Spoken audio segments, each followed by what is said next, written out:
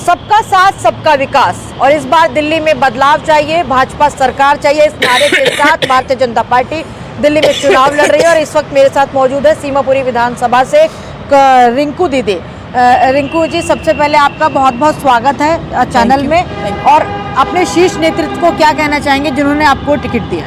केवल धन्यवाद करना चाहती हूँ, अनेकों बार धन्यवाद करना चाहती हूँ, क्योंकि एक महिला और दलित महिला को पहले ही लिस्ट में उन्होंने इतना बड़ा सम्मान दिया। आप जानते हैं कि छोटा चुनाव नहीं है, बड़ा चुनाव है। दिल्ली 70 सीटें हैं पूरी दिल्ली में, और 70 में अगर मेरा नंबर उन्होंने लगाया है तो ये बहुत बड़ा सम्मान है मेरे लिए।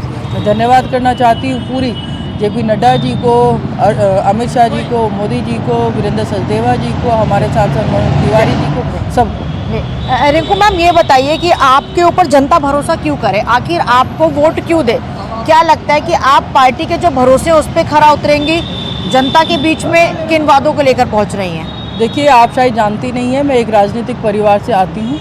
मेरे पिताजी भी विधायक रहे हैं और मैं 2012 से जनता की सेवा कर रही हूँ और उनके बीच में उनका काम कर रही हूँ। एज अ निगम पार्षद मैंने 150 करोड़ का काम किया है जनता के बीच में।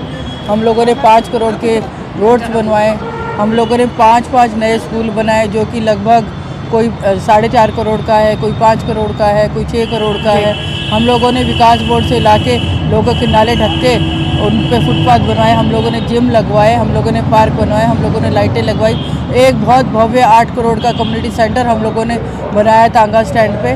तो लोग इसलिए विश्वास करेंगे क्योंकि उन्होंने देखा है ये सारे काम मैं गिनवा नहीं रही हूँ, धरातल पे है। अगर इसमें से एक भी गलत होगा तो जनता मुझे नकार देगी, मगर जनता जानती है कि मैं जो कहती हूँ वो करती हूँ। क्षेत्र में किस तरह की समस्याएं देखने की मिल रही है, क्योंकि प्रचार को लगभग आधे से ज़्यादा समय बीत चुका है और अब जो चुनाव को 1 हफ्ता रह गया है, ऐसे में जब क्षेत्र में जा रही हैं तो जनता का आक्रोश किस तरह से दिख रहा है वर्तमान पार्टी को लेकर?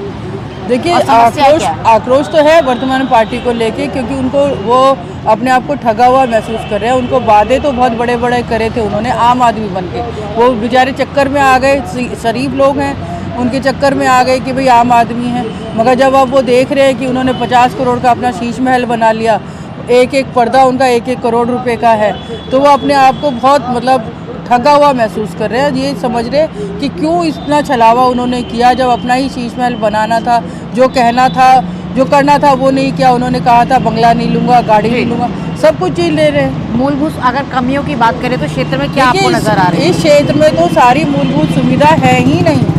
यही मतलब मैं यही बोल रही हूँ हर सभा में कि लोग चांद पे पहुँच रहे हैं। 21वीं सदी है, यहाँ पे यूनिवर्सिटीज़ होनी चाहिए थी, यहाँ पे बड़े बड़े अच्छे हॉस्पिटल होने चाहिए थे जिसमें कि सारी दवाइयाँ मिले, मशीनें अच्छी हों। हमारा यहाँ पे कॉलेजेस होने चाहिए थे, स्कूल बहुत बेहतर होने चाहिए थे, नाले बहुत अच्छे होने चाहिए थे कि पानी ना भरे। तो यहाँ पे तो कुछ नहीं है, बहुत सारी चीज़ें का काम करना है। कोई बेचारे अभी कह रहे हैं हमारी धर्मशाला बनवा दो, कुछ भी तो नहीं है। सीवर लाइन वगैरह कैसी है आपकी? सीवर लाइन तो बिल्कुल बेकार हो रखी है, क्योंकि जब सीवर लाइन डली थी उस समय शायद जनसंख्या कम थी, अब यहाँ पे जनसंख्या 2 लाख के आसपास है। तो एक कैपेसिटी होती है हर चीज़ की, तो वो भी हमें बदलवानी पड़ेगी, क्योंकि हर रोज़ आए दिन वो बंद रहती है। लोग तो बहुत मतलब गंद से परेशान हैं। भाजपा के 3 संकल्प पत्र, पहला, दूसरा, तीसरा भी आ गया, और आम आदमी पार्टी की गारंटी जो कि उन्होंने शुरुआत में दे दी थी। ये बताइए कि क्या जनता मोदी के संकल्प पत्र पर विश्वास करेगी, आम आदमी पार्टी की गारंटी पर विश्वास करेगी?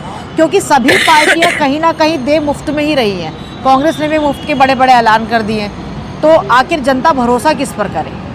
देखिए, जनता भरोसा भाजपा पर ही करना चाहती है, क्योंकि 10 साल उन्होंने आम आदमी पर भरोसा किया, उनको अब मतलब कुछ नहीं मिला। मतलब उनको ना साफ़ पानी मिला है, ना उनको पेंशन मिली है, ना राशन मिल रहा है, ना स्कूल मिला है, ना दवाइयाँ मिल रही है, कुछ भी नहीं मिला, ना ही कोई रोज़गार मिल रहा है। तो इस बार वो भारतीय जनता पार्टी पर भरोसा करेगी, क्योंकि उन्होंने देखा है जो मोदी जी कहते हैं वो करते हैं। उन्होंने राम मंदिर के लिए कहा था तो राम मंदिर बना के दिखाया, उन्होंने 370 हटाने के लिए कहा तो 370 भी हटी, और दिल्ली के लिए भी वो अनेकों योजना लेकर आया। भारत मंडपम उन्होंने बनवाया, 2G इन्होंने कराया, मतलब बहुत सारी ऐसी योजनाएं। अब ट्रांस जमुना की बारी है, इसीलिए हम हर सभा में कह रहे हैं कि इस दिल्ली को अब मोदी जी को सौंप दीजिए, जैसे योगी जी ने यूपी को सजाया है, अब दिल्ली की बारी। जी, एक आखिरी सवाल, क्षेत्र की जनता को क्या कहना चाहेंगी? 5 फरवरी को चुनाव है। देखिए, आपकी रिंकू दीदी केवल आपसे अपील करना चाहती है, मैं आपकी सेवा में तत्पर रहती हूँ हमेशा।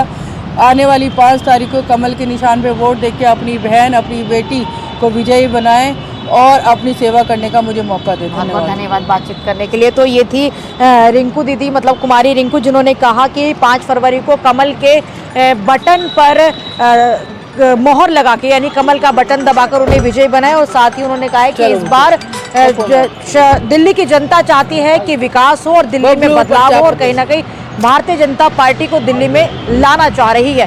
वीडियो जर्नलिस्ट रोहित चौधरी के साथ मैं चेतना चौधरी, न्यूज़ आपको देखिए दिल्ली। फिलहाल आपको कैसी लगी हमारी रिपोर्ट कमेंट बॉक्स में बताइए। वहीं अगर आप वीडियो यूट्यूब पर देख रहे हैं तो यूट्यूब में सब्सक्राइब करिए, फेसबुक पर देख रहे हैं तो फेसबुक पेज को फॉलो करना बिल्कुल मत भूलिएगा।